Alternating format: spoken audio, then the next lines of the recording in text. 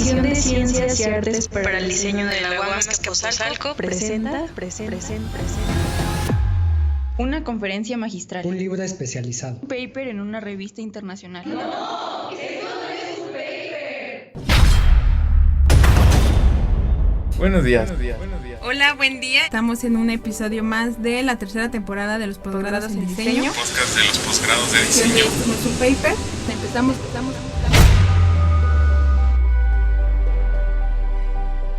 Los saludamos, Leonel Alcántara y una servidora, Claudia Romero.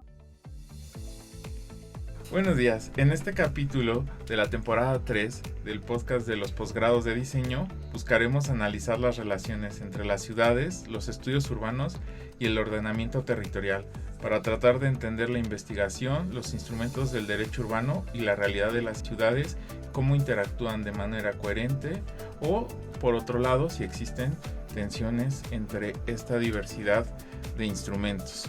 En esta ocasión nos acompaña Nadia Cid Andrade, del posgrado de Diseño y Planificación y Conservación de Paisajes y Jardines, Jessica Etelvina Méndez, del posgrado de Diseño y Estudios Urbanos, y Misael Chávez García, del posgrado en Diseño para la Rehabilitación, Recuperación y Conservación del Patrimonio Construido.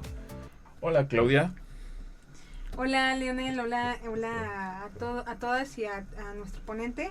Ahora vamos a pasar con la primera pregunta de esta mesa, que es: en los últimos años, con el auge de la globalización y políticas neoliberales, se vivió un intenso cambio en la estructura social y en las ciudades, ¿no? Entonces, teniendo como esto en cuenta, ¿cuál es su perspectiva? Aquí pues sí puede ser totalmente personal y un poco ahondando en su investigación.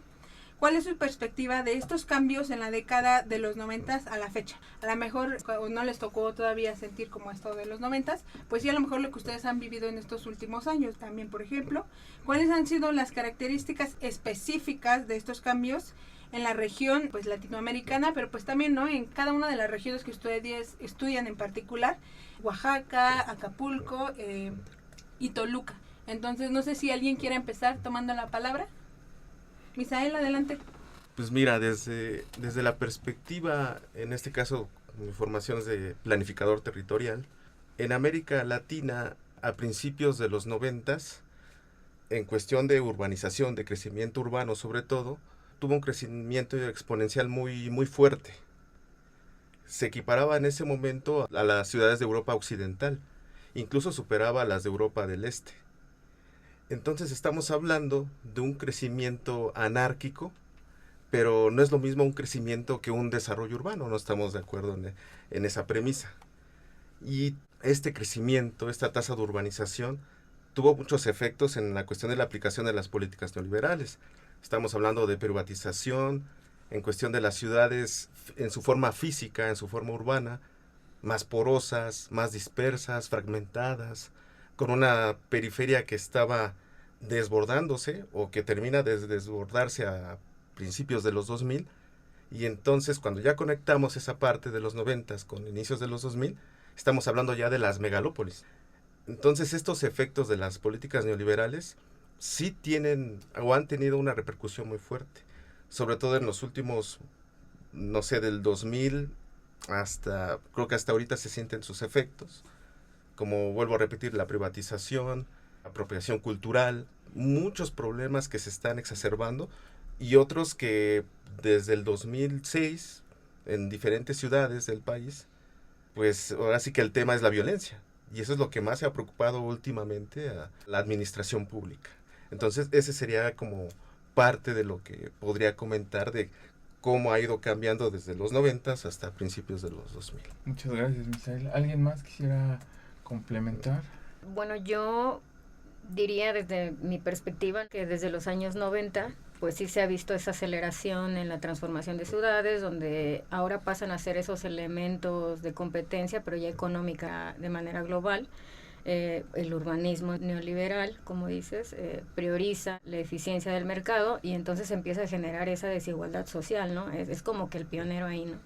Y bueno, eso tiene que ver también con temas de privatización de suelo, los servicios. El suelo urbano se considera ya un activo financiero, se ve en el caso de Acapulco, pues se ve la privatización de los frentes de agua, concesiones de autopistas, la gestión privada de servicios y bueno, lo que a menudo dejó fuera a los sectores de menores ingresos. El aumento en la segregación socioespacial, que ya ahora es como modelo de una ciudad fragmentada, donde nada más algunos, donde los asentamientos informales para esas personas de bajos recursos, que se van a las zonas de periferia, zonas de alto riesgo, que en resumen es para los más pobres. Vuelvo otra vez, ¿no? En el caso de Acapulco, pues la franja costera se desarrolla como un gran proyecto turístico donde el valor del suelo se dispara, del mar se privatiza y la población local se empieza a ir a las partes altas, ¿no? En este caso de la ciudad, se desplazan hacia esas laderas, cerros, y bueno, esto empieza a crear una brecha amplia de desigualdad, que es la que hasta la fecha se ve.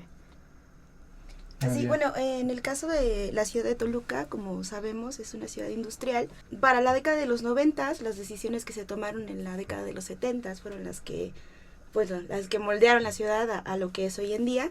En el caso de esta ciudad, pues se desarrolla un corredor industrial bastante largo, no sé bien la cantidad de kilómetros, pero bueno, es como la continuación de la carretera que viene de Ciudad de México hacia el centro de Toluca, sobre esta calle principal que se llama Avenida Paseo Toyocan. Pues se desarrolla este corredor industrial y trae consecuencias bastante interesantes a la ciudad, porque pues se empieza a polarizar. Sabemos que al sur, Metepec, se concentran los barrios residenciales, tipo campestre, todo esto, pero al norte de la ciudad se genera este límite literal físico que separa a las personas pues trabajadoras, que bueno, obviamente también se incentiva a profesionistas a trabajar en la zona industrial, pero pues también se requiere muchísima mano de obra. Bueno, eso también conlleva procesos de migración y se olvida un gran porcentaje del territorio de la ciudad y se concentran ciertos, ¿cómo decirlo?, intentos de generar una ciudad un poquito más habitable, pero la verdad es que la mayoría del territorio está bastante contaminado. En mi caso de área de estudio, pues es una de las zonas más afectadas, ya que, bueno, es una zona lacustre. Entonces, bueno, también no sé si conocen el estado actual del río Lerma. Ahí se puede, pues, ver bastante objetivamente lo que conlleva un proceso de industrialización desde la década de los 70 y que, bueno, hasta hoy en día tiene consecuencias bastante graves en la calidad de vida de la mayoría de los habitantes. Sí, es muy interesante lo que nos comentan, es decir, un proceso en los últimos años, a ver si los estoy entendiendo bien, si no me corrigen, un proceso en el cual hemos experimentado una financiarización de las ciudades, una privatización de los espacios públicos y muchas de las áreas que pertenecían a lo público, una polarización de las ciudades, fragmentación, migración, una polución mayor, es decir, ciudades con menos sustentables, tanto en el caso de los océanos, los lagos, los ríos, más contaminados y a su vez una mayor industrialización como no había sucedido antes y un aumento en la población y en ese sentido procesos de hacinamiento y de exclusión, lo cual no se oye nada agradable, ¿no? Nada bueno. Entonces, en ese sentido, bueno, estamos, una de las áreas del posgrado de diseño es los estudios urbanos, ¿no? Y prácticamente me parece que todas y todos en esta cabina tenemos alguna relación con ellos. ¿Qué papel jugaron? Digamos, vamos así de lleno a la polémica. ¿Qué papel jugaron los estudios urbanos para que esto sucediera o para evitar que esto sucediera? ¿Qué es lo que de qué lado han jugado? ¿De los buenos, de los malos, del árbitro? ¿Qué pasó con esta parte de los estudios urbanos en este proceso de estos 20 o 30 años últimos en las ciudades? Bueno, yo tengo un comentario respecto a esto. Muy bien, Nadia. Bien, bueno, en el caso de mi área de estudio de la ciudad de Toluca, que bueno, es una capital de un estado, entonces pues es bastante relevante, pues sí se tiene un plan de desarrollo ya desde estas décadas, desde que se empieza a designar los usos de suelo. El problema es que la ley favorece también un cambio muy fácil en el uso de suelo. No se está siguiendo correctamente un plan, porque pues las personas que pensaron en este desarrollo industrial, obviamente también pensaron en el desarrollo más o menos, de los pobladores, pero al ir avanzando en el tiempo y a ir necesitando distintos cambios en el suelo, la verdad es que se favorece estos cambios y pues no resultan ser tan convenientes ya al momento de planificar una ciudad. Muy bien, Misael, entonces, tú coméntanos. Pues primero, los estudios urbanos han sido relevantes porque nos han permitido comprender precisamente las problemáticas que está viviendo en general las ciudades del país. Nos han ayudado a entender parte de esa problemática desde distintos puntos de vista y ahora creo yo que con la parte de interdisciplinariedad nos ha ayudado a enriquecer estos trabajos. Creo que por ahí de los 90s ya los estudios urbanos empezaban a hacer mucho eco, estaba muy fuerte ya esa inercia de este tipo de investigaciones. Digamos, era una disciplina emergente. Ahora creo que ya está más consolidada.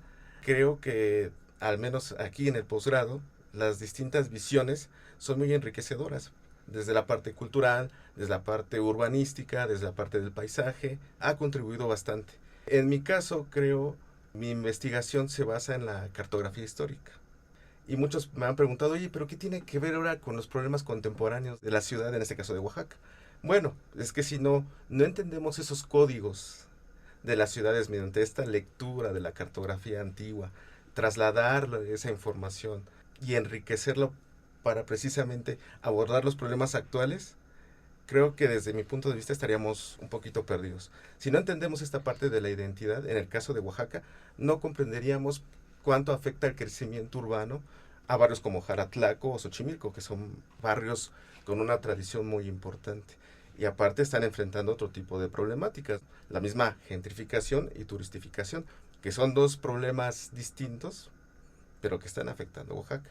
Entonces yo considero que desde los estudios urbanos, desde las diferentes aristas, aporta bastante. Y creo que para cerrar esta parte, también creo que se le ha dado importancia a estos estudios para generar políticas públicas. Claro, hay que definir sus alcances y evaluar precisamente la operación de estas políticas, sobre todo para el beneficio de las comunidades. Muchas gracias, Misael.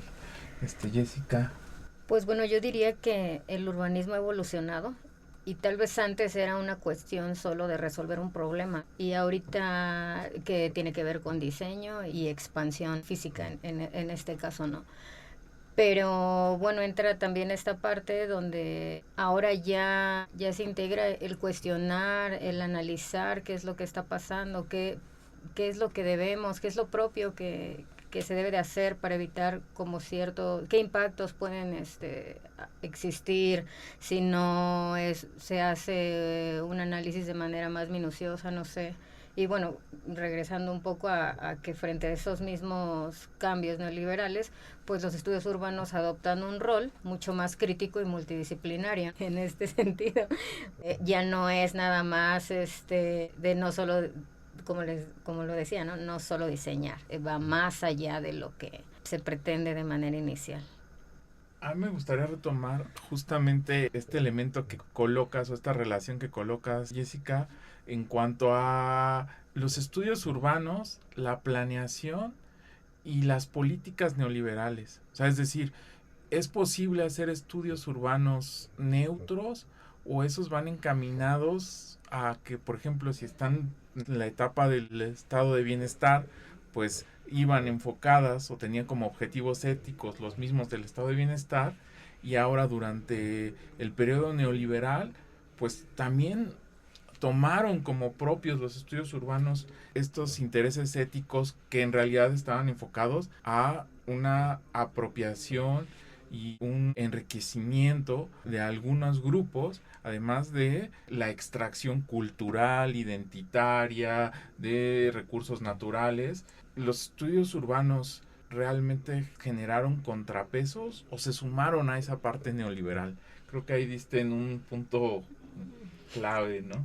¿Qué opinan? Sí, los estudios urbanos deben mantenerse neutrales y en favor de la sociedad. Bueno, pues también sumando el punto de que pues sí, gracias a las nuevas tecnologías y sistemas de información, se debería fomentar que los estudios sean neutrales. En el caso de mi posgrado, por ejemplo, nos han enseñado un poco a usar la plataforma QGIS para generar mapas y que toda esta información sea mucho más fácil de leer y más transparente para nosotros al momento de tomar decisiones de diseño.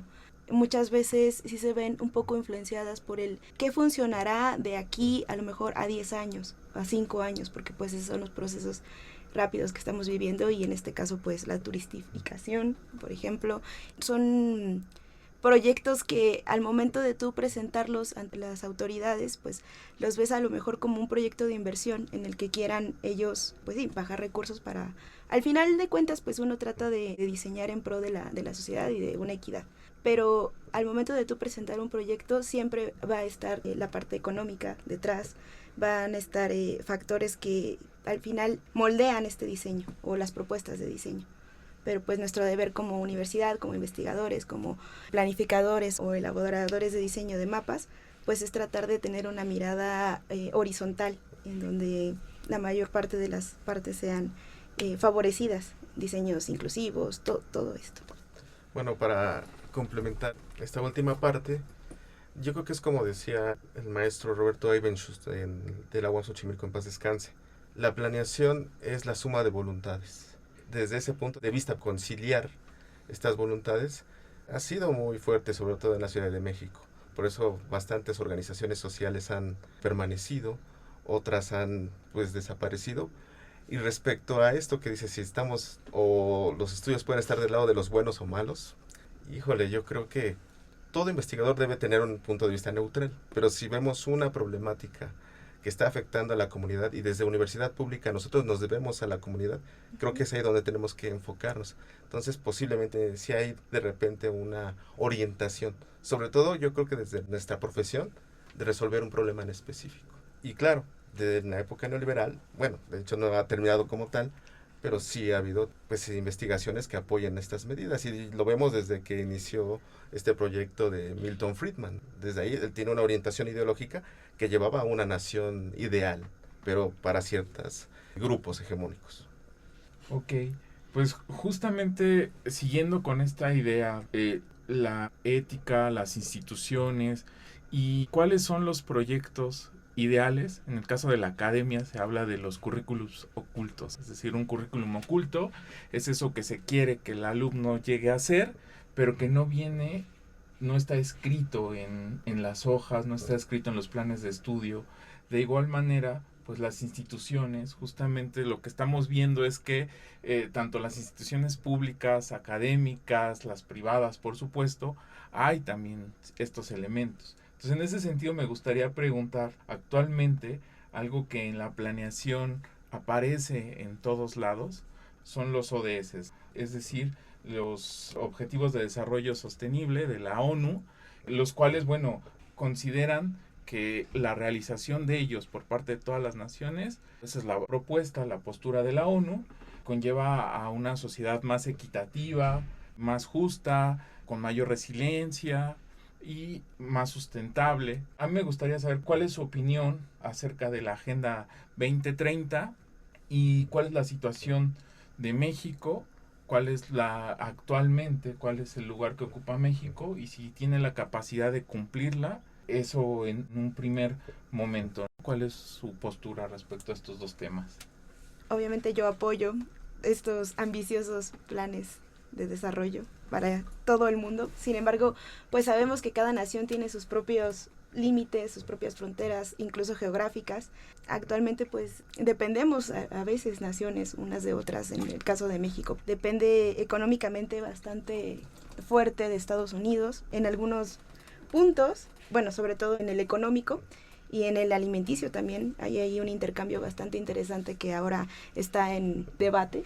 Pues son objetivos que como planificadores debemos tomar como referencia, pero siempre viendo hacia nuestras propias necesidades. En el caso de mi proyecto, por ejemplo, uno de los puntos que se quiere solucionar un poco de los objetivos de desarrollo sustentable, pues es el agua limpia y saneamiento. Tal vez no se puedan resolver todos los objetivos, pero pues al menos en este punto que es el más fuerte de mi investigación, pues tratar de conservar sobre todo esta agua, que es agua potable, agua limpia. Bueno, voltear a verla y ver qué se puede hacer por mantener este ecosistema. Bueno, respecto a la Agenda 2030 y la situación de México para cumplir estos objetivos, según un informe que salió el año pasado de parte de la Secretaría de Gobernación, mencionaban que estaban alcanzando de los 17 objetivos de los ODS, que habían alcanzado el 60 punto y algo %.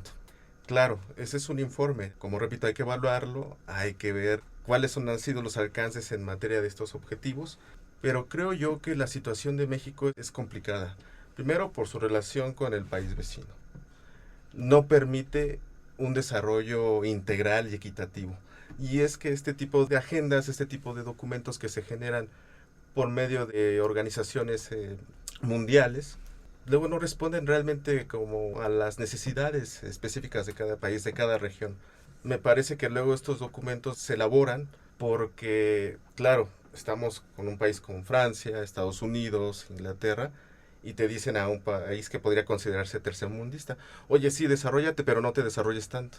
Esta aplicación de estos manuales o de estos documentos creo que no responden a la realidad, y claro, México está en esa situación que es muy compleja, es muy complicada. Entonces creo yo que al menos México no va a cumplir de aquí al 2030 esos objetivos, y creo que ninguna nación como Europa o Estados Unidos no van a cumplir. Yo creo que necesitan un tiempo más para que se puedan aplicar de una manera eficiente y obviamente ver su operación y los resultados que han tenido. Misael, muchas gracias. Justamente yo coincido bastante con Misael porque, o sea, creo que a la mayoría de las personas que están abordando la agenda del 2030 de las ODS, o sea, queda claro que es más como una imposición en un intento por querer rescatar lo irrescatable. Y creo que en nuestras posturas, desde los trabajos que estamos investigando, nos damos cuenta de ello. Digo, evidentemente insertarlo en una de las ODS pues resultaría un poco forzado, porque bien sabemos que los intereses que hay de por medio por parte de la ONU y quienes hacen esta agenda, pues son totalmente distintos. O sea, hay diferentes puntos que quedan bastante generalizados y que poco, digamos, que serviría para nuestras investigaciones. Por ejemplo, se habla de una cuestión que tiene que ver contra la discriminación o la igualdad, y eso es muy difícil en un mundo tan diverso. O sea, evidentemente va a haber bastantes posturas y no es como que tomar un partido por el otro, sino que es entender culturalmente. Eso también es bien complicado cuando en posiciones de liderazgo, de poder o de toma de decisiones no tenemos a personas que representen esas minorías, esas regiones en particular, cuando nuestros representantes ante la ODS, pues evidentemente distan de la realidad que nosotros vivimos, ¿no? O con las ciudades que nosotros habitamos. O sea, por ejemplo, en el caso de Oaxaca, que comentaba Misael, si bien quizás no es una ciudad tan turística la que está trabajando particularmente Misael, pues también se ve afectada. Eso también impacta la economía de alguna u otra manera. Eso es como muy interesante, que yo creo que estos son conscientes. Bueno, o sea, pues sí, está la Agenda 2030, pero acá y siga, ¿no? O sea, realmente sabemos de las deficiencias que puede tener. Por ejemplo, hay otra que habla de equidad, que tiene que ver con la cuestión de las mujeres. Si seguimos teniendo líderes femeninos, o sea, mujeres, dentro de estas situaciones de poder, que distan bastante de tener un panorama que vaya hacia la igualdad, que tenga que ver, que tome en cuenta la inequidad que hay entre las mujeres, pues evidentemente los resultados van a ser totalmente distintos. Es decir, el que tengamos a representantes que tengan un género o no en particular, no quiere decir que evidentemente trabajen en favor de estas comunidades. Y lo mismo, a tener representantes de Latinoamérica no quiere decir que evidentemente vayan a hacer el mejor trabajo en pro, como bien comentaban, porque cada uno tiene ciertas particularidades. Entonces cumplir con esa agenda pues es bastante complicado en ese sentido, y yo creo que ha servido para saber que los intereses que tiene pues las organizaciones como la ONU pues son totalmente distintos de los que cada uno va viendo que se requieren en donde está trabajando. O sea, que distan quizá un poco de lo que uno va encontrando en campo, ¿no? Con los análisis, con mapeo, etcétera. Es bastante interesante en ese sentido. Y por otro lado, para pasar a la siguiente parte, quien guste tomar la palabra, de las ciudades en sus proyectos de investigación, ¿no? Sea Toluca, sea Oaxaca, Acapulco, ¿qué instrumentos o los instrumentos de planeación que ustedes han utilizado se encuentran actualizados? ¿Son acordes a la demanda de la población? ¿Cuáles serían las deficiencias o las virtudes, las oportunidades o los problemas que ustedes han encontrado. Es decir, o por ejemplo, desconocían y retomaron otros. Un poco nos hablaba Nadia de QGIS, por ejemplo. En algunas disciplinas pues puede ser algo desconocido. Entonces, no sé, ¿quién quiere tomar la palabra sobre los métodos que han aplicado, las innovaciones? Muy bien, Misael, adelante. Mira, enlazando esta pregunta con la anterior, que tiene que ver con la situación también de las ciudades que estamos estudiando. En mi caso, la ciudad de Oaxaca hace un año hicieron ya una especie de manual para que se hicieran programas de desarrollo urbano sostenibles, que todos los municipios se ajustaran a esta visión de la Agenda 2030. Oaxaca también lo tuvo que ajustar tanto al Plan Nacional de Desarrollo Federal, al Plan Estatal y obviamente con los Objetivos de Desarrollo Sostenible. Bueno, en el caso del programa del municipio de Oaxaca de Juárez, se elaboró en el 2022, es 2022-2028. Entonces todavía estamos en ese lapso de tiempo que tenemos que ver cuál ha sido la aplicación de esos objetivos. Según se aplicaron los 17 en diferentes ramales, en diferentes perspectivas. Perspectiva de género, la apropiación cultural, la misma gentrificación, la vivienda social, la habitabilidad, medio ambiente, etcétera. Como apenas está en vigor, bueno, o uno apenas va a entrar en vigor, hay que ver precisamente cómo se establecen o cómo se relacionan estos objetivos con el programa de desarrollo sostenible que implementó el estado de Oaxaca. Todavía falta ver esa parte. Sí, en general, la nueva normatividad y sobre todo el Plan de Desarrollo Nacional, pues se supone que está alineado a los objetivos 2030. Sin embargo, bueno, qué tanto y de qué manera se están realizando un cambio, eso es lo que está por verse. Nadia, no sé si quieras complementar. De las conclusiones a las que he llegado en mi investigación es que, bueno, al menos en los municipios que tocan, que son 3, mi zona de estudio, pues cada uno tiene su propia visión de lo que es estos planes y estas agendas y estas oportunidades. Incluso todavía llegan a utilizar mucho análisis FODA, por ejemplo, y sobre todo para poder generar un documento, pero ya dentro del documento, leyéndolo, pues ellos reconocen que no tienen la capacidad como municipio. Entonces, bueno, es echarse la bolita, ¿no? A ver quién puede resolver esto, porque como municipio no tenemos la capacidad. Pero bueno, los gobiernos estatales dicen, ustedes son el primer paso. Tampoco tenemos la capacidad. Tampoco tenemos la capacidad, así es. En el caso de uno de estos 3 pequeños municipios, bueno, y en el caso obviamente de la conservación de paisajes y jardines, que es mi área de estudio, pues ellos reconocían, primero no tenemos la capacidad de una planilla, por así decirlo, de trabajadores, ¿no? ¿Quiénes son estos jardineros? Bueno, pues tenemos 15 personas que le dan mantenimiento a las áreas verdes del centro del municipio, ¿no? Que pues normalmente son ¿dónde está el kiosco? ¿Dónde está el kiosco? Pues podar los árboles, muchas veces ni siquiera están capacitados. Ellos reconocían incluso que eran personas de edad avanzada y que no tenían la herramienta. Pues desde ahí vemos qué tan atrás dentro de sus objetivos están los paisajes, los jardines, que bueno, pues ya conocemos las estadísticas de nuestros países de cuánta área verde hay por habitante y pues obviamente no llegamos a cumplir esta Agenda 2030 en ningún sentido. Pues aquí es primero concientizar, sí, a la población de que es algo importante para su desarrollo social, su desarrollo económico incluso dentro de los pequeños municipios, y que ellos también pues exijan, ¿no? O sea, si no tenemos este equipamiento, esta cantidad de áreas verdes para los niños, para los adultos mayores, es algo bastante importante y que no debe ser simplemente puesto como una debilidad y FODA, ¿no? O sea, fortaleza y a ver quién resuelve esto al final. No podemos llegar al plan 2030, debilidad y a lo que sigue, ¿no? Exacto. Y justamente, o sea, ese es creo uno de los principales...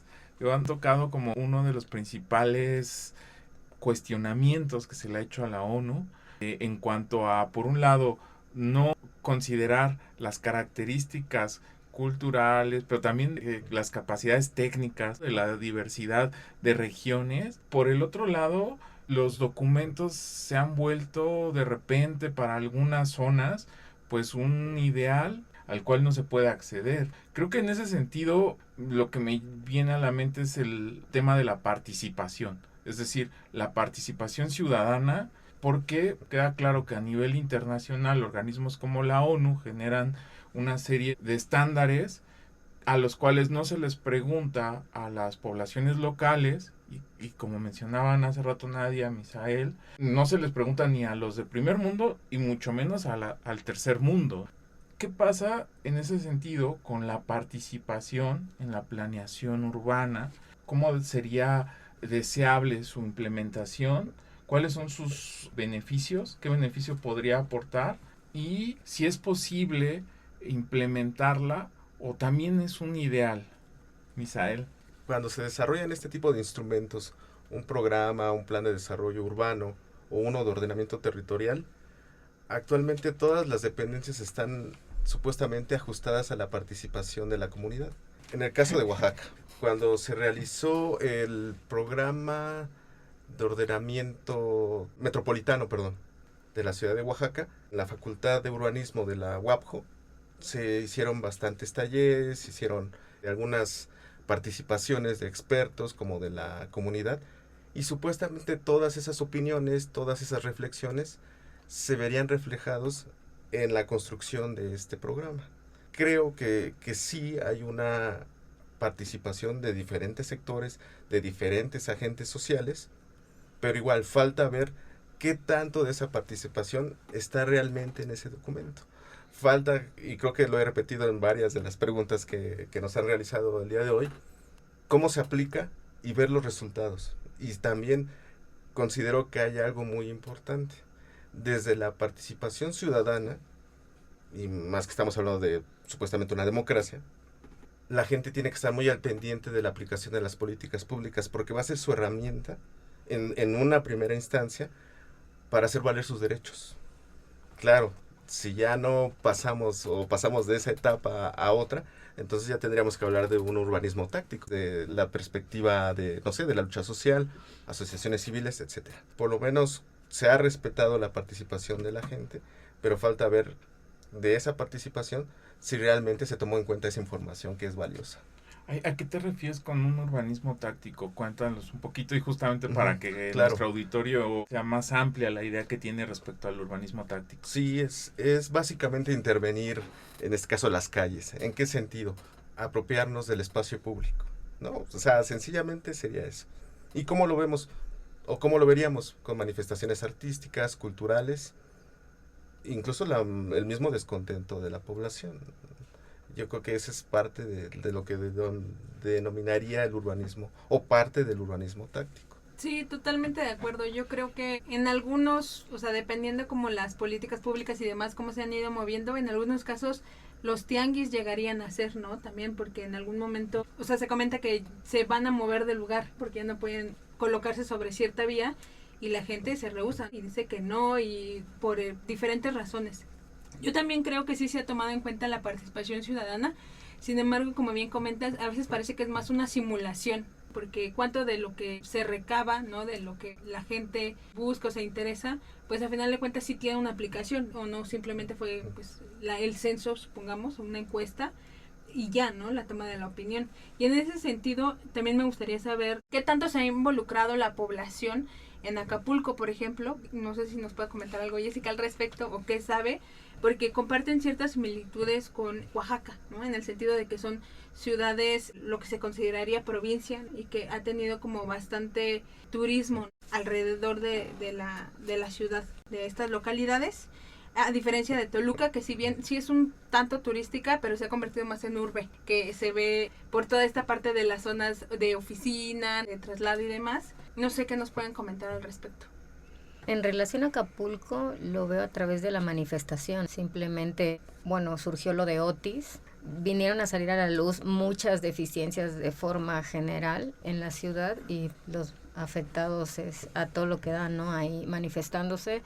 En mi caso, en el tema de estudio, si bien hablo de la franja, pues sí me atrevería a decir que pues la población en qué momento se puede participar ahí, ¿no? Porque está, pues ahora sí que es como que otro círculo, ¿no? Si así se le podría llamar. Pero claro, si ya hablas, por ejemplo, en el aspecto de los servicios, pues dices, es que en esta zona sí, ¿por qué en esta zona sí y en esta no?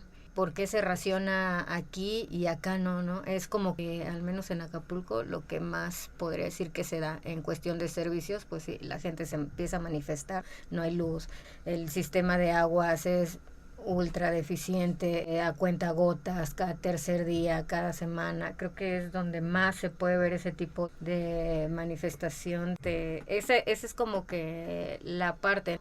Hay que ver, igual y retomo un poco lo de la agenda, pero ahora habrá que ver después de Otis qué es lo que va a suceder, porque bueno, dicen vivienda segura, pero pues no hay vivienda segura. En su momento, que hablo un poco dentro de la investigación, dentro del marco histórico, pues bueno, se habla que llega el boom turístico y entonces se transforma, y los que sí tenían poder adquisitivo para seguir en la franja costera se quedó, y el que no pudo se tuvo que desplazar, ¿no? Y es gente que en la actualidad está en zonas de riesgo. ¿Y qué es lo que pasa? Que temporada de lluvias, hay unas zonas en las que pues casi hasta la casa se les inundan, se pierden todo. Entonces, ¿qué pasa? Al año hay que estar manifestando para que, oye, necesito apoyo tuyo. Por último, pues esa parte también, ¿no? Del espacio público, verde y seguro también. Yo hago también un análisis cartográfico.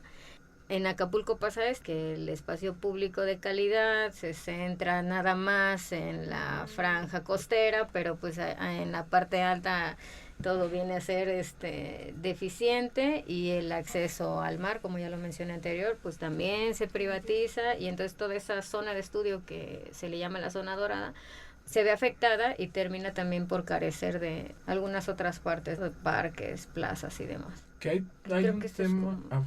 No, creo que esta parte es como de regresar a la pregunta de la agenda, ¿no? No, está muy bien. De hecho, justo, ahí tocas un tema bien importante, Jessica. O sea, creo que también hablar de participación de repente parece participación, y nos olvidamos que en la participación hay diferencias. También ya hablaba Misael un poco, hay diferentes tipos de fricciones, diferentes tipos de conflictos, pero también hay diferencias de quién participa. Entonces, de repente tú nos estás comentando algo que me gustaría ver si podías ahondar un poquito más acerca de este tema, que son cómo participan las clases altas, los grupos que tienen un gran poder adquisitivo, y cómo participan pues justamente las personas que no tienen gran poder adquisitivo, que viven en zonas de riesgo, que viven al día. O sea, ¿cómo percibes tú esa diferencia?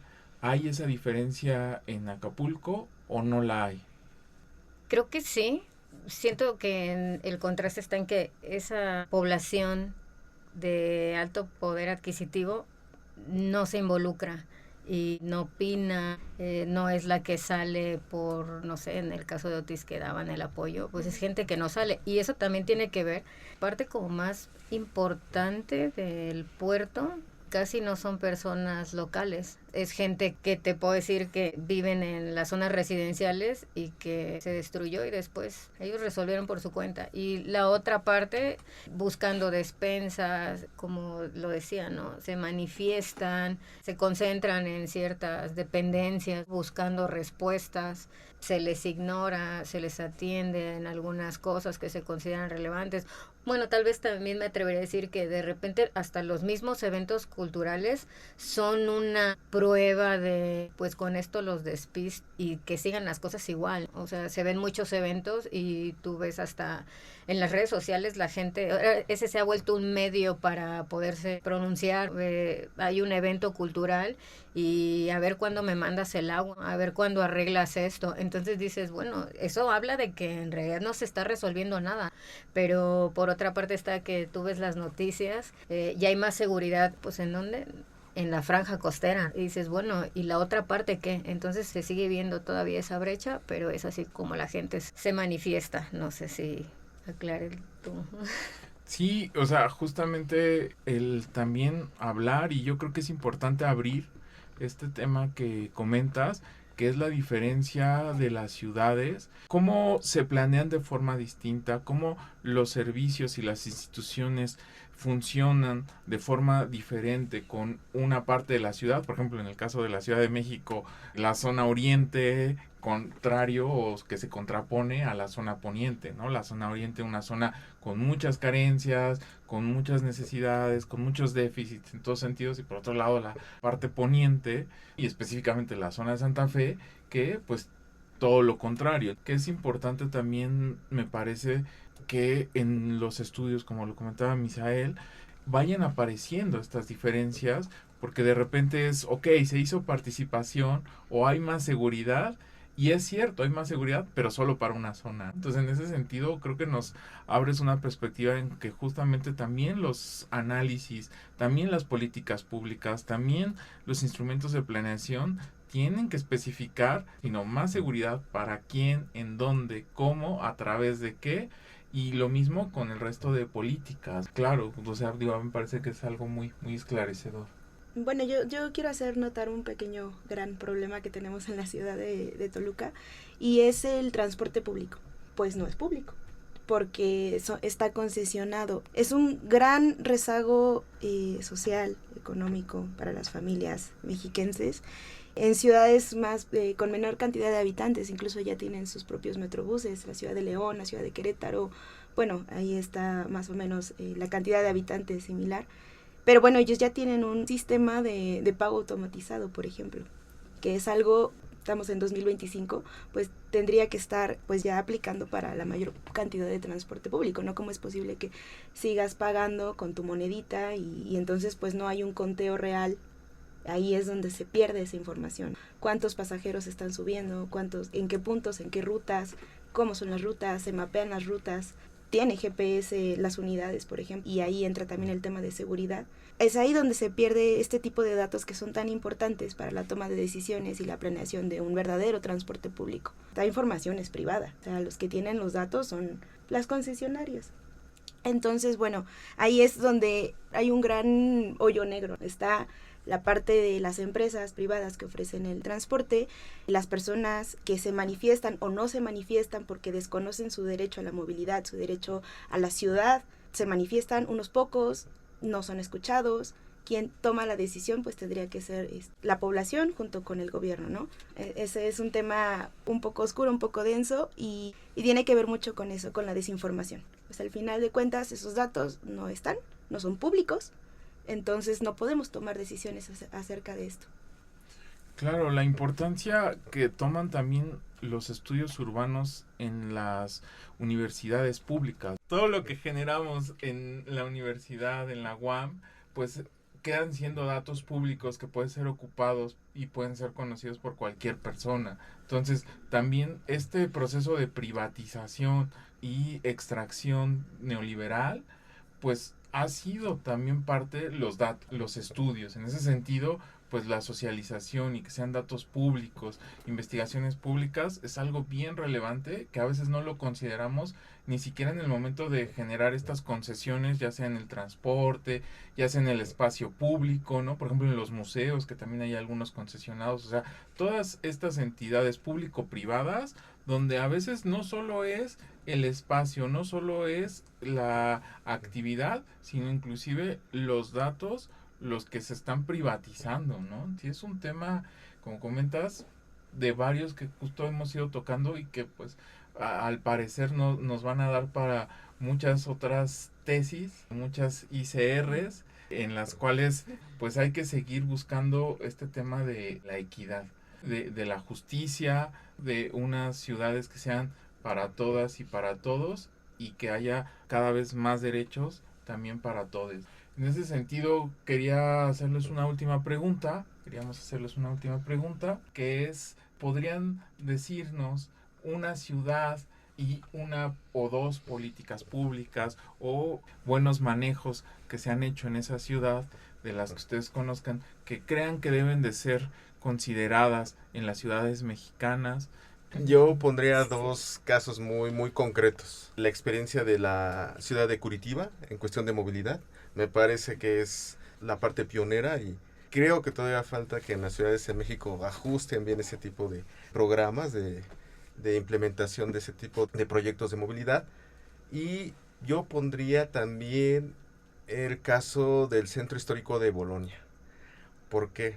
Aunque es un caso de 1970, es muy enriquecedor, porque aborda la cuestión identitaria, la parte histórica, la parte de la morfología urbana, que a mí me gusta mucho, es parte de mis temas de investigación, pero sin perder de la visión social.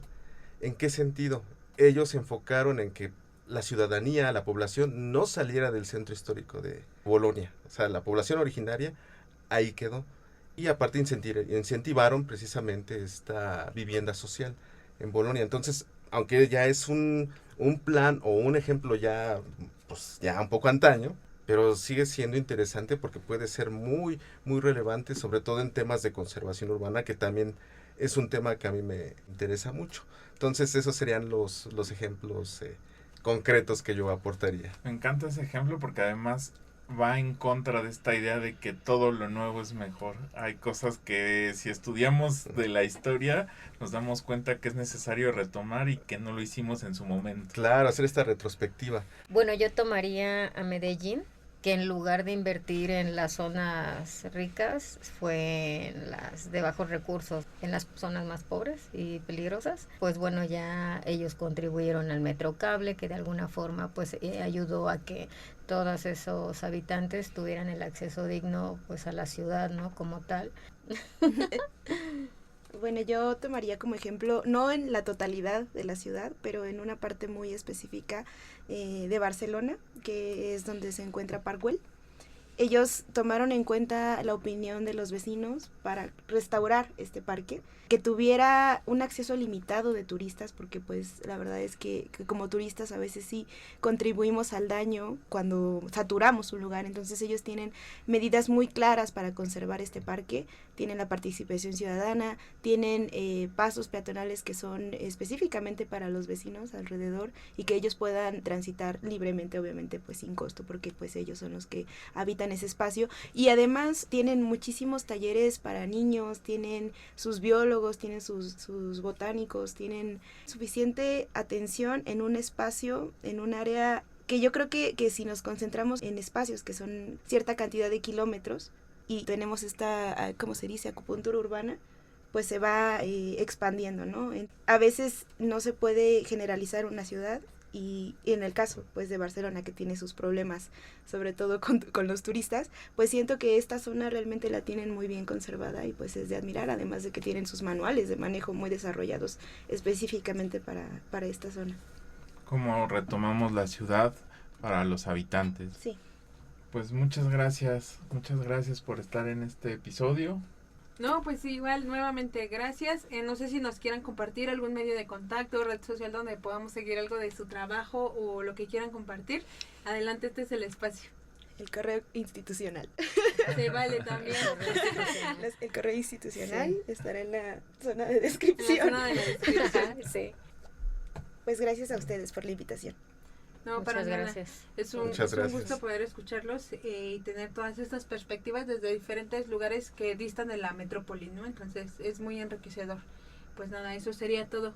Muchas gracias. Muchas gracias. Muy bien.